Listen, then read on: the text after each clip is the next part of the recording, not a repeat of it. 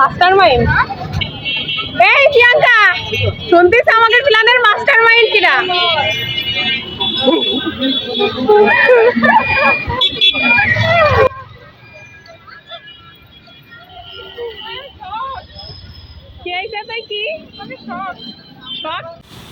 Hello guys, চলে আসছি আজকে বার্থডে সারপ্রাইজ ভিডিও নিয়ে।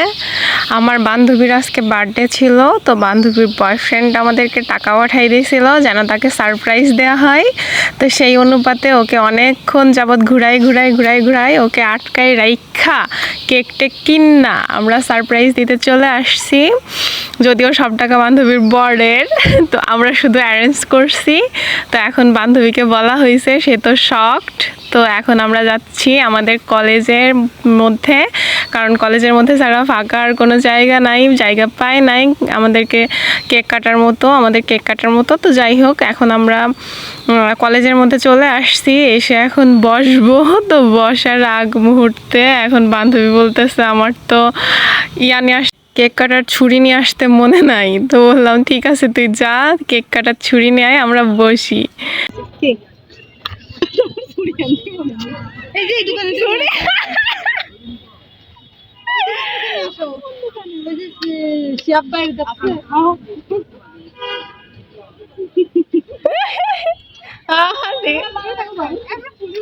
তো আমরা এখানে বসতে যাচ্ছিলাম, তো এখন বসবো। তো বান্ধবী মাঝে হাত দিয়ে দাঁড়িয়ে আছে। তো এখানে এসে দেখলাম যে আমাদের একটা ফ্রেন্ড সে আসছে, দূরে তাকে দেখা যাচ্ছে। তো বললাম যে তুই চলে আয় আমাদের সাথে বস এসে। তো ওই যে সে আসতেছে দূর থেকে, তো আস্তে আস্তেই বলতেছে এটার প্রণামের বার্থডে উইশ কর। আমি তো সে সকালবেলায় আমি উইশ করি। এখন কেক কাটতে থাকবে। আমি তো সকালবেলায় করি। কি ভিডিও বানাচ্ছি কেন? তোর গার্লফ্রেন্ডের কাছে দিলি সমস্যা? না, আমারে বানাইছে, আমি সিঙ্গেল গাইস।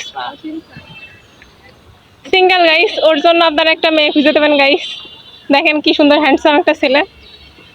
ছুরি কেক নিয়ে আইছে, ছুরি কিনতে মনে নাই, ছুরি কিনতে গেছে এবার। বাহ, নাইস। আজকে প্রণামীর আত্মীয় ছিল। হ্যাঁ মামা হয় ওর মধ্যে। আইসে 10 টাকা না শর্ট। এই তার সারপ্রাইজ কিনা দিচ্ছে তা শুনবা না? ওই যে কেক মেক কাটবো, ওর হচ্ছে অবু হাজবেন্ড। বাহ, এরকম করিস কোনোদিন কোনো মায়ের? করেছিস? এটা দেখার পর তো গাইস রাখবে না যে ছেলে পাল। না, এখন সে তো অতীত। এরপর আমরা সবাই বসার প্রিপারেশন নিচ্ছিলাম যে আমরা বসি, তারপরে প্রিয়াঙ্কা আসুক ছুরি নিয়ে, তারপরে আমরা একসাথে বসে কেক কাটবো। তো বলতে বলতে দেখা যাচ্ছিল যে সে অনেক দূরে, সে আসতেছে। তো সেই মুহূর্তে আমরা অলরেডি বসছি। এখানে বান্ধবীকে গিফট দিচ্ছিলাম। তো দেয়াটা শেষে বললাম যে এইভাবে রাখলি, পরে সে আবার আলতো করে রেখে দিল। যাই হোক, এরপরে আমরা ওয়েট করতেছি। তুষারকে বলতেছিলাম যে বস, তো ও বসতেছিল না। পরে ওইখানে দূরে কিছু আমার ফ্যান ফলোয়ার দেখা যাচ্ছিল, তারা দেখতেছিলাম ভিডিও বানাচ্ছিল। তো তাদেরও ক্লিপ নিলাম। তোমার বরের পক্ষ থেকে সারপ্রাইজ, হ্যাপি বার্থডে। লাও এরপর আমরা কেক কাটার প্রিপারেশন নিচ্ছিলাম। তো কেক খোলা হচ্ছিল, প্রিয়াঙ্কা খুলতেছিল, কেক খোলার পরে কেকটা অনেক সুন্দর ছিল, ভীষণ সুন্দর ছিল। তো আমাদের সবার অনেক পছন্দ হয়েছে, অনেক ভালো লাগছে। তো এরপর আমরা কেকটার খুলে রাখতেছিলাম, রেখে আমরা কাটার প্রিপারেশন নিচ্ছিলাম। আকাশে অনেক মেঘ ছিল, জানি না কি হবে, বাসায় যাইতে পারবো কিনা এরকম একটা টেনশনে ছিলাম।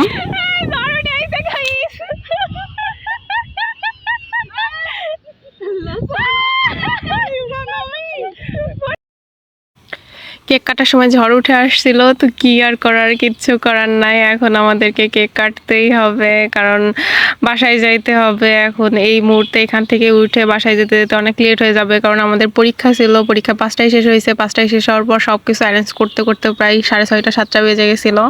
তো এখন এই মুহূর্তে যদি আমরা কেক কেটে বাসায় না যাই, তো আর যাইতে একদম সন্ধ্যা লেগে যাবে।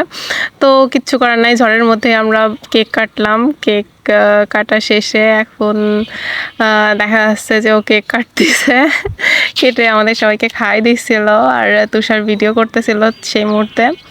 তো তারপরে আমরা কেক টেক কেটে এনজয় করলাম একটু সব কিছু মিলায়ে।